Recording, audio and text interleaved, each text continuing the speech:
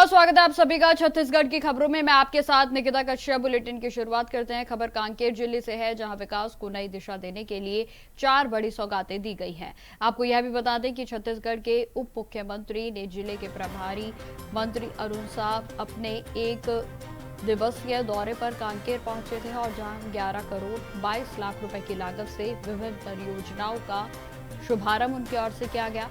और जहां चारामा में उन्होंने मावा मोदोल लाइब्रेरी का भी उद्घाटन किया है, तो वहीं जिला अस्पताल कांकेर में ट्रॉमा सेंटर, ओपीडी और वित्तीय साक्षरता लैब के साथ साथ कोया बाना आदिवासी सांस्कृतिक संवर्धन संस्थान का भी लोकार्पण उनकी ओर से किया गया है। इन परियोजनाओं से न केवल स्थानीय लोगों को स्वास्थ्य, शिक्षा और वित्तीय साक्षरता के क्षेत्र में लाभ मिलेगा, बल्कि आदिवासी संस्कृति और परंपराओं को भी संरक्षित किया जाएगा।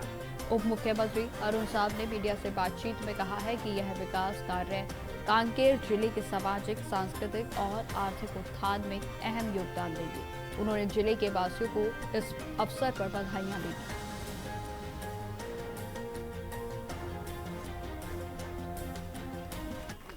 आज कांकेर जिले में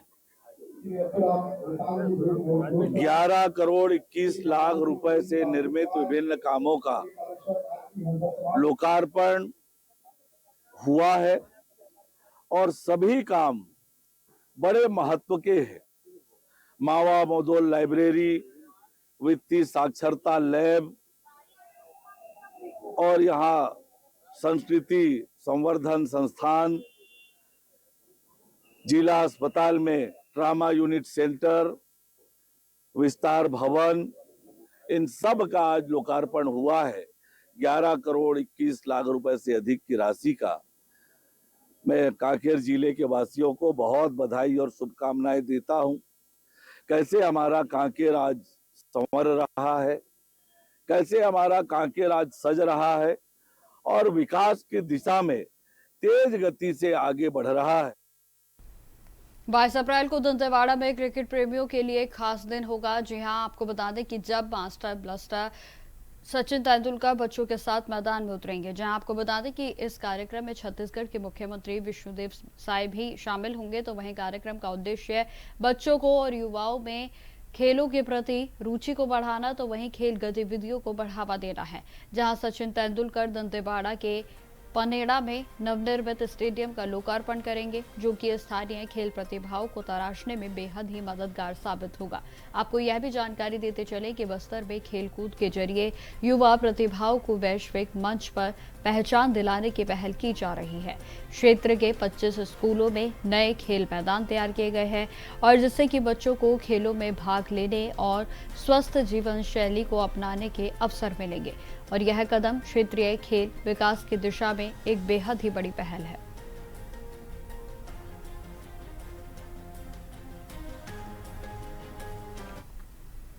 छत्तीसगढ़ की बेटी संजू देवी ने कबड्डी में विश्व कप और एशियन चैंपियनशिप में भारत को स्वर्ण पदक दिलाकर अंतर्राष्ट्रीय स्तर पर राज्य और देश का नाम रोशन कर दिया है।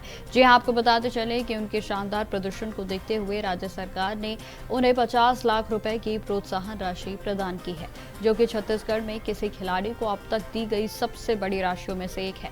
जहां आपको बताते चले कि उप मुख्यमंत्री अरुण साव ने नवा रायपुर में आयोजित समारोह में संजू को सम्मानित किया। तो वहीं कोरबा के छोटे से गांव केराछार की संजू ने बेहतराई एकेडमी में प्रशिक्षण लेकर अपने खेल को तराशा।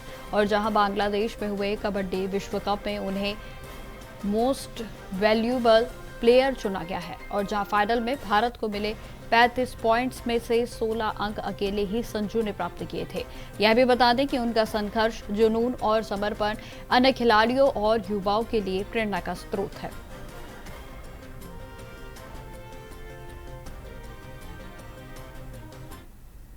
खबर बस्तर से है, जहां विकास का नया द्वार खुलने जा रहा है।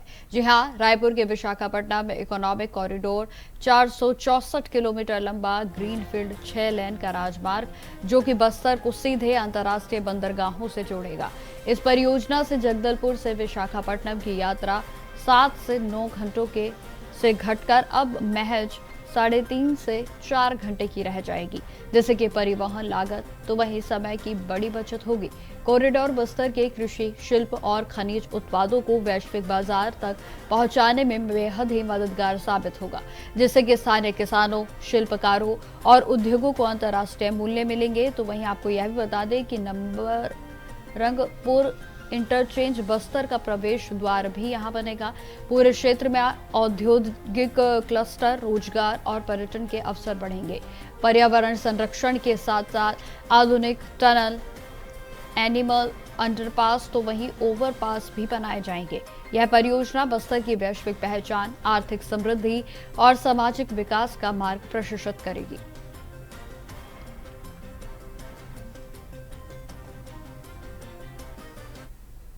अब खबर बालोदाबाजार जिले से है, जहां अक्षय तृतीया के अवसर पर बाल विवाह की आशंका को देखते हुए प्रशासन पूरी तरह से सतर्क नजर आ रहा है और जहां कलेक्टर कुलदीप शर्मा के निर्देश पर जिला बाल संरक्षण इकाई, चाइल्ड हेल्पलाइन और पुलिस की संयुक्त 3 टीमों का गठन किया गया है और जिसमें जिले के विभिन्न विकास खंडों में जाकर विवाह समारोह की निगरानी की गई है।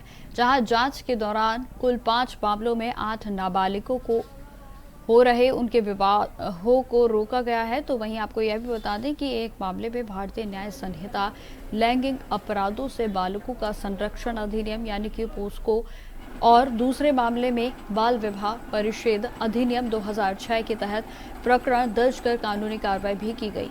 और जहां निरीक्षण के प्रथम दिन ही 19 अप्रैल 2026 को पलारी, कसडोल और सिग्मा विकासखंड के गांवों में चल रहे विवाहों की जांच की गई है और जहां सिमगा के चिरांगा और बछेरा गांव में नाबालिगों के विवाह के मामले देकर विवाह रोकने के लिए तैयार किया और उनसे घोषणा पत्र हस्ताक्षर भी कराए।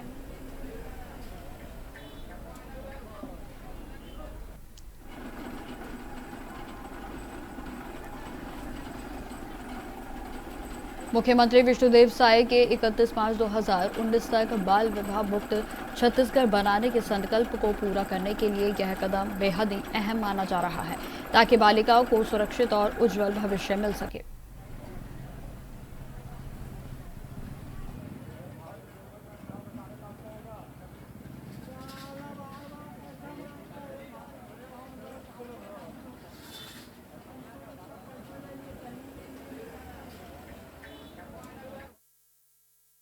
छोटे से ब्रेक के लिए। तो ब्रेक के बाद एक बार फिर से स्वागत है आप सभी का। बढ़ते हैं खबरों की और। खबर सूरजपुर जिले से है, जहां झिलमिली थाना क्षेत्र के अंतर्गत केनापारा गांव के एक मजदूर सनीश कुमार की संदिग्ध मौत का मामला सामने आया है और जिसने कि कई सवाल भी खड़े कर दिए हैं। जी हां, आपको बता दें कि जानकारी के अनुसार करीब 2 महीने के पहले सनीश कुमार मजदूरी के लिए उड़ीसा के भुवनेश्वर गया था और जहां 1 सप्ताह पहले तालाब में नहाने के दौरान उसकी दर्दनाक मौत हो गई और जब शव गांव पहुंचा तो परिजनों ने हत्या की आशंका को जताया। उनका कहना है कि मृतक के कान से खून निकल रहा था, जो कि सामान्य डूबने की घटना से मेल नहीं खाता और इस घटना के बाद स्थानीय लोगों और जनप्रतिनिधियों में भी भारी आक्रोश देखने को मिल रहा है और जहां परिजनों और जनप्रतिनिधियों ने श्रम विभाग पर भी कई गंभीर आरोप लगाए हैं। उनका कहना है कि जिले में मजदूरों की ना तो सही मॉनिटरिंग होती है और ना ही सही रिकॉर्ड है और आखिर किसने इस मजदूर की हत्या की है या फिर यह डूबने के कारण यहां मौत हुई है, अब इसको लेकर भी तमाम सवाल खड़े हो रहे हैं। हमारे मजदूर वर्ग के भाइयों को कार्य करने के लिए और अपनी उपार्जन करने के लिए, घर चलाने के लिए घर छोड़ के बाहर जाना पड़ रहा है, जिसकी वजह से वो जो बाहर जा रहे हैं न तो उनकी श्योरिटी है और न ही कार्य का कोई गारंटी है कि वो जा रहे हैं। तो जो एजेंट बन के, जो दलाल बन के जो इन लोगों को बरगला के लेके जा रहे हैं, वो तो यहाँ से बोल देते हैं कि तुम लोग को 1,000 रुपये, 1,500 रुपये प्रतिदिन मिलेंगे। बेचारे उस लोग में यहाँ से निकल रहे हैं और कमाना तो बहुत दूर की बात है, उन्हें अपनी जान गंवा कर आना पड़ रहा है। ऐसी तत्काल अभी हमारे भैयाथान ब्लॉक के ग्राम पंचायत कोयलारी के केनापारा गांव में भी देखने को लिए मिला। वहां से 3 व्यक्ति कार्य करने के लिए उड़ीसा हमें कोई उड़ीसा में भुवनेश्वर के पास कोई गांव में ये कार्य कर रहे थे। इसी कारण बस जिस कार्य के लिए गए थे और बताते हैं कि वहाँ वो पानी में गिरने से उसकी मृत्यु हो गई, जबकि उनके घर वालों का कहना है कि नहीं, उसकी हत्या कर दी गई। झिलमिली थाना अंतर्गत केनापारा गांव का एक बसोड़ मजदूर वो उड़ीसा कमाने खाने गया हुआ था, जहां पर अपने साले के साथ में एक डबरी में नहाने के लिए गया हुआ था। डबरी में डूबने से जिसकी मौत हो गई है और संबंधित पिपली थाना में उसकी मर्ग इंटीमेशन दर्ज की गई है और पीएम करा दिया गया है। खबरों में आगे बढ़ते हैं। अब खबर अंबिकापुर के लखनपुर से है, जहां विकासखंड के ग्राम कुन्नी में संचालित दृष्टि पब्लिक स्कूल में नौनिहालों की सुरक्षा अब खतरे में बनी हुई है। जी हां, आपको बता दें कि इस प्राइवेट स्कूल में 25 छोटे छोटे बच्चे पढ़ाई के लिए आते हैं, लेकिन स्कूल के हालात बेहद ही खराब हैं, जहां बच्चों को पढ़ाने के लिए केवल घास फूस की झोपड़ी जैसी असुरक्षित संरचना का इस्तेमाल किया जा रहा है और जिससे उनकी जान को जोखिम में पैदा हो रहा है। तो वहीं स्थानीय लोग और अभिभावक शिक्षा माफिया पर नाराज हैं। तो वहीं आपको यह भी जानकारी दे दें कि लाभ कमाने के लिए बच्चों की सुरक्षा की परवाह नहीं की जा रही है। यह मामला शिक्षा व्यवस्था और बच्चों की सुरक्षा पर तमाम सवाल खड़े करता है।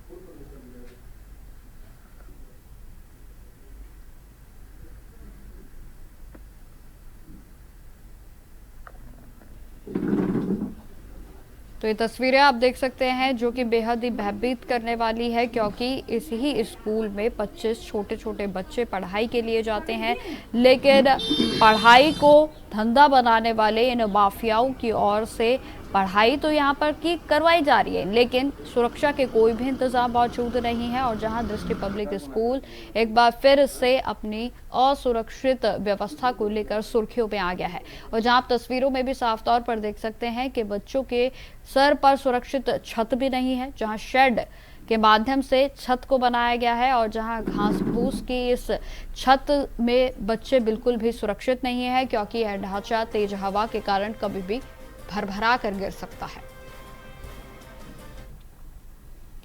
खबरों में आगे बढ़ते हैं। अक्षय तृतीया के अवसर पर छत्तीसगढ़ के बालोद जिले में बच्चों ने अपनी मासूम कल्पना से पूरे शहर का दिल जीत लिया। जी हां, बच्चों ने गुड्डा गुड्डी की शादी का आयोजन कर पर्व की रौनक को बढ़ा दिया और जहां रंग बिरंगे कपड़ों से मंडप को सजाया गया, तो वहीं फूलों से गुड़िया को दुल्हन बनाया गया। जहां गुड्डे को दूल्हा बनाकर बच्चों ने बारात भी निकाली, जहां ढोल की थाप पर नाचते गाते खुशियां मनाई गई। तो वहीं पड़ोस की महिलाएं भी बच्चों के उत्साह में शामिल होती हुई और पारंपरिक गीतों को गाती हुई नजर आई। तो ये तस्वीरें आप देख सकते हैं, जहां मनमोहक तस्वीरें जो है देखने को मिली हैं, जहां बच्चों ने मेहमानों को रिश्तेदारों की तरह बुलाकर मिठाई भी खिलाई। तो वहीं यह आयोजन सिर्फ खेल नहीं बल्कि पुरानी परंपराओं और संस्कारों की सुंदर प्रस्तुति है। बालोद में अक्षय तृतीया पर सजी यह गुड्डा गुड़िया की शादी त्योहार को यादगार और हर किसी के चेहरे पर मुस्कान छोड़ने वाला अनुभव बनी है।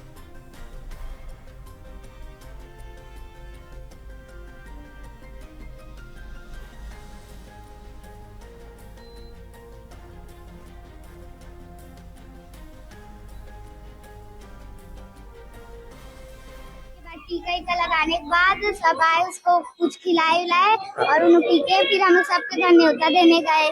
बहुत मजा आया। हमारे घर टिकने आना टिका हुआ है। अक्षय तृतीया के नाम से जाना जाता है। हमारा छत्तीसगढ़ी परंपरा है, हम लोग बचपन से देखते आ रहे हैं ये त्योहार और बचपन से मनाते आ रहे हैं। पहले हम लोग मनाते थे, फिर आज हमारे बच्चे लोग मना रहे हैं। हम लोग सजाते हैं, बच्चे लोगों के साथ सजाने लगते हैं, बच्चे लोगों के साथ तैयार करते हैं, तिलक लगाते हैं, हल्दी चावल सब क्या निमंत्रण दे के आती है। और हमारे यहाँ नाश्ता पानी बनता है, मीठा पकवान बनता है, पूरी खीर सबको खिलाते हैं। जो निमंत्रण देने आते हैं ना, उसको खिलाते हैं, नाश्ता देते हैं। खबर बलौदाबाजार जिले से है, जहां पुलिस अवैध खनन और परिवहन के खिलाफ सख्त कार्रवाई करती हुई नजर आ रही है। जी आपको बता दें कि तुरमा घाट में अवैध रेत को निकालकर परिवहन करते हुए 4 ट्रैक्टरों को पकड़ा गया है और सभी ट्रैक्टरों पर लवन थाने में उन्हें खड़ा कर दिया गया। तो वहीं कानूनी कार्रवाई लगातार जारी है। छत्तीसगढ़ के खनिज अवैध उत्खनन और परिवहन अधिनियम की धारा 303 के तहत चारों के खिलाफ मामले को पंजीबद्ध कर लिया गया है। जानकारी यह भी देते चले कि आरोपी पोकलैंड से रेत का अवैध उत्खनन कर परिवहन कर रहे थे। नए नियमों के तहत आरोपियों को जेल भेजने की तैयारी भी पुलिस की ओर से शुरू कर दी गई है और जहां इस कार्रवाई से क्षेत्र में अवैध रेत के व्यापारियों में हड़कंप मच गया है, तो वहीं जिला प्रशासन लगातार प्राकृतिक संसाधनों की चोरी और अवैध परिवहन रोकने के लिए सख्त कदम उठा रहा है। यह प्रयास क्षेत्र की सुरक्षा और संसाधनों के संरक्षण के लिए महत्वपूर्ण साबित हो रहा है।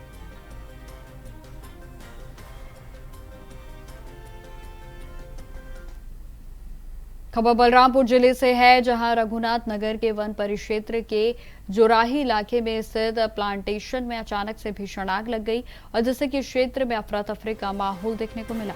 आग इतनी तेजी से फैली कि देखते ही देखते सैकड़ों पौधे जलकर खाक हो गए।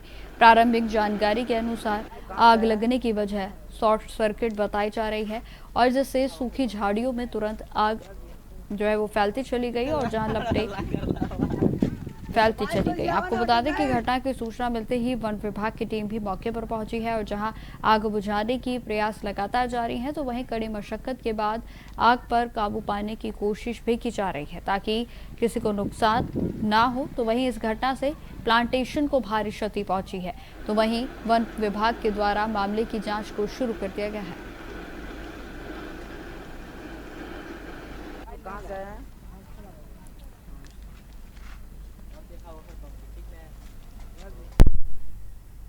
अब खबर रायपुर से है, जहां पुलिस ने 3 किलोग्राम गांजे के साथ महाराष्ट्र के निवासी महिला और एक बालक को गिरफ्तार कर लिया है।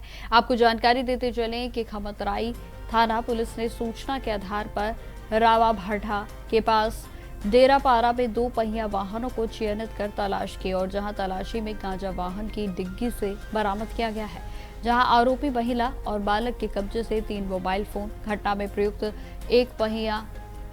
2 पहिया वाहन को जब्त कर लिया गया और जिसकी कुल कीमत लगभग 2,40,000 रुपए आकी गई है। पुलिस ने दोनों के खिलाफ नारकोटिक्स एक्ट के तहत मामले को पंजीबद्ध करते हुए कार्रवाई शुरू कर दी है। तो वहीं वरिष्ठ अधिकारियों के निर्देशन में कार्रवाई करते हुए नॉर्थ जोन पुलिस ने नशे के खिलाफ प्रभावी कार्रवाई को सुनिश्चित किया।